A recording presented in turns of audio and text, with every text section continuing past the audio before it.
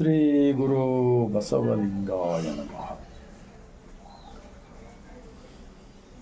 ಜಗತ್ತಿನ ಮೊಟ್ಟ ಮೊದಲನೇ ಅನುಭವ ಮಂಟಪ ಸ್ಥಾಪನೆ ಮಾಡುವುದರ ಮೂಲಕ ಸರ್ವ ಸಮಾನತೆಗಾಗಿ,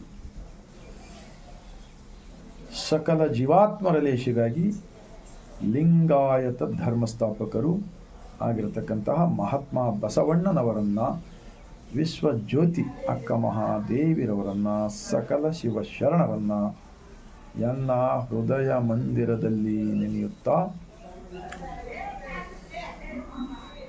ಭಾರತೀಯರೆಲ್ಲರಿಗೂ ಬಸವನಾಡು ಅನುಭವ ಮಂಟಪ ಶರಣರ ನಾಡಿನಿಂದ ಈ ಮುಂಜಾನೆಯ ಶರಣ.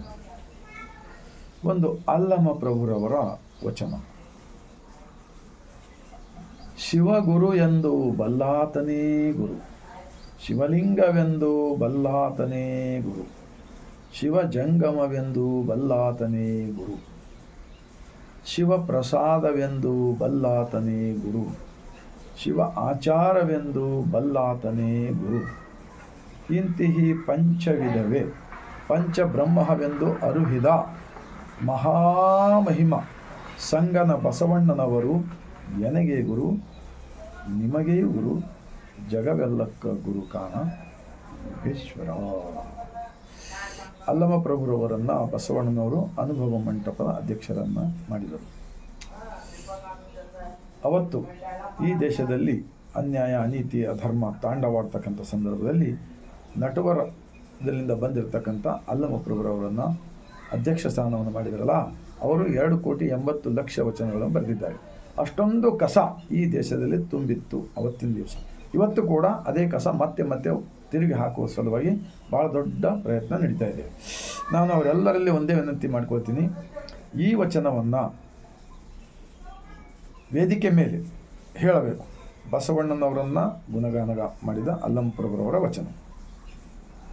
ಒಂದು ವೇಳೆ ಹೇಳಿಲ್ಲ ಅಂದರೆ ನಿಮ್ಮ ಎಲ್ಲ ಕಾರ್ಯ ಡುಪ್ಲಿಕೇಟ್ ಆಗುತ್ತವೆ. ಇನ್ನೊಂದು ಬಸವಣ್ಣನವರ ವಚನ. ಶ್ರೀ ವಿಭೂತಿ ಹೋಸದವರ, ಶ್ರೀ ರುದ್ರಾಕ್ಷಿ ಧರಿಸದವರ, ನಿತ್ಯಲಿಂಗಾರ್ಚನೆ ಮಾಡದವರ, ಸದ್ಭಕ್ತರ ಸಂಘದಲ್ಲಿ ಇರದವರ, ಜಂಗಮವೇ ಲಿಂಗವೆಂದು ಅರಿಯದವರ, ನನಗೊಮ್ಮೆಯೂ ತೋರದಿರಯ್ಯ ಕೂಡಲ ಸಂಗಮ ದೇವ, ಶರಗೊಡ್ಡಿ ಬೇಡುವೆ ನಿಮ್ಮ ಧರ್ಮ.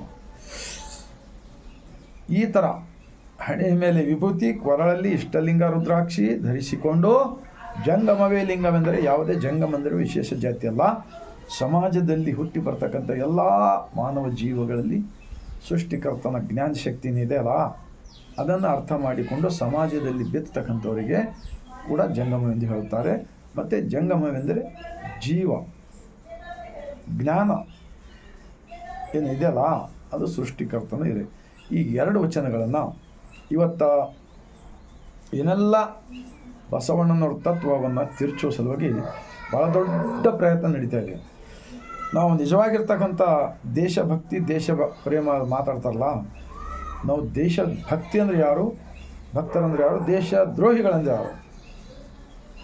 ಬಸವಣ್ಣನವರ ತತ್ವಕ್ಕೆ ಯಾರು ತಿರುಚುವ ಕಾರ್ಯ ಮಾಡ್ತಾರಲ್ಲ, ಏನು ಅವರೆಲ್ಲರೂ ದೇಶದ್ರೋಹಿಗಳಾಗುತ್ತಾರೆ. ಇದು ನಿಜಕ್ಕೂ ನಾವೆಲ್ಲರೂ ಬಹಳ ಬಹಳ ವಿಚಾರ ಮಾಡಿ ಮಾತಾಡಬೇಕಾಗುತ್ತದೆ. ಪ್ರತಿಯೊಂದು ವಚನಗಳು ಮನುಷ್ಯನನ್ನು ಸುಧಾರಿಸಿ ಒಳ್ಳೆಯ ವ್ಯಕ್ತಿ ಆಗಪ್ಪ, ಈ ದೇಶದಲ್ಲಿ ಕೆಟ್ಟ ವ್ಯಕ್ತಿ ಆಗಬೇಡ ಅಂತೇಳಿ ಹೇಳುತ್ತವೆ. ಆ ಕಾರಣಕ್ಕಾಗಿ ಅದನ್ನೇ ಹೇಳಿ ಜನರಿಗೆ ಅದನ್ನೇ ಪ್ರಚಾರ ಮಾಡಿದ್ದೆ ಆದರೆ ಜನ ಒಪ್ಪುತ್ತಾರೆ. ಇಲ್ಲ ಹೋದರೆ ದೇಶದ್ರೋಹದ ಪಟ್ಟ ಕಟ್ಟಲು ಅನೇಕ ಬಸವಾಭಿಮಾನಿಗಳು ತಯಾರಿದ್ದಾರೆ.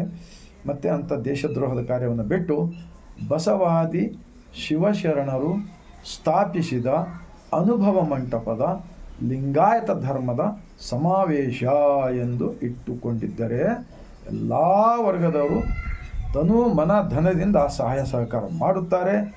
ಇಲ್ಲ ಹೋದರೆ ಅವುಗಳೆಲ್ಲ ಡುಪ್ಲಿಕೇಟ್ ನೋಟ್ ಆದಂತೆ ಆಗುತ್ತವೆ. ಡುಪ್ಲಿಕೇಟ್ ನೋಟ್ ಆಗಬಾರದು ಎಂದರೆ ಇದ್ದಿದ್ದು ಇದ್ದ ಹಾಗೆ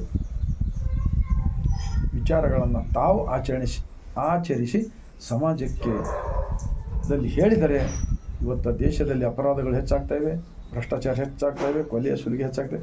ಇವುಗಳನ್ನೆಲ್ಲ ತಡೆಗಟ್ಟಲು ಇಡೀ ಜಗತ್ತಿಗೆ ಬೇಕಾಗಿರುವುದು ಮಹಾತ್ಮ ಬಸವಣ್ಣನವರು ಪ್ರಧಾನಮಂತ್ರಿಯಾಗಿ ಇದ್ದುಕೊಂಡು ಸ್ಥಾಪಿಸಿದ ಅನುಭವ ಮಂಟಪದ ಬಸವ ಸಮಿತಿ ವಚನಗಳು. ಸರ್ಕಾರದಿಂದ ಬಿಡುಗಡೆ ಹೊಂದಿರತಕ್ಕಂಥ ಅವತ್ತು 23 ಭಾಷೆಯ, ಇವತ್ತು 33 ಭಾಷೆಯಲ್ಲಿ ವಚನಗಳು ಸಿಗುತ್ತವೆ. ಎಲ್ಲರೂ ವಚನಗಳನ್ನು ಓದುತ್ತಿದ್ದಾರೆ. ಯಾರೇ ಏನೇ ಕುತಂತ್ರ ಮಾಡಿದರೂ ಕೂಡ ಸಿಕ್ಕಿಕೊಳ್ಳುವುದಂತೂ ಗ್ಯಾರಂಟಿ. ಆ ಥರ ಮಾಡದೆ ಎಲ್ಲರ ಜೊತೆ ಬಸವಣ್ಣನವರನ್ನು ಧರ್ಮಗುರು ಅಂತೇಳಿ ಒಪ್ಪಿಕೊಂಡು ಎಲ್ಲ ಶರಣರು ಒಪ್ಪಿಕೊಂಡಿರಲ್ಲ. ಆದ್ದರಿಂದ ನಾವು ಎಲ್ಲರೂ ಕೂಡ ಒಪ್ಪಿಕೊಂಡು ಒಂದು ಸ್ವಚ್ಛ ಮನಸ್ಸುಗಳಿಂದ ಸ್ವಚ್ಛ ಭಾರತ ಕಟ್ಟೋಣ ಎಂದು ಹೇಳುತ್ತಾ, ತಮ್ಮೆಲ್ಲರ ಹೃದಯಕ್ಕೆ ಈ ವಚನದ ವಿಡಿಯೋ ತಟ್ಟಿದೆ. ಆದರೆ ಇದನ್ನು 150 ಕೋಟಿ ಭಾರತೀಯರಿಗೆ ತಲುಪಿಸುವ ಕಾರ್ಯ ಆಗಲಿ ಎಂದು ವಿನಂತಿಸಿಕೊಳ್ತಾ, ಮತ್ತೊಮ್ಮೆ ಬಸವನಾಡಿನಿಂದ ಅನುಭವ ಮಂಟಪ ಬಸವ ಕಲ್ಯಾಣದ ಭೂಮಿಯಿಂದ ಸರ್ವರಿಗೂ ಬಾಗಿದ ತಲೆ, ಮುಗಿದ ಕೈಲಿಂದ ಶರಣು.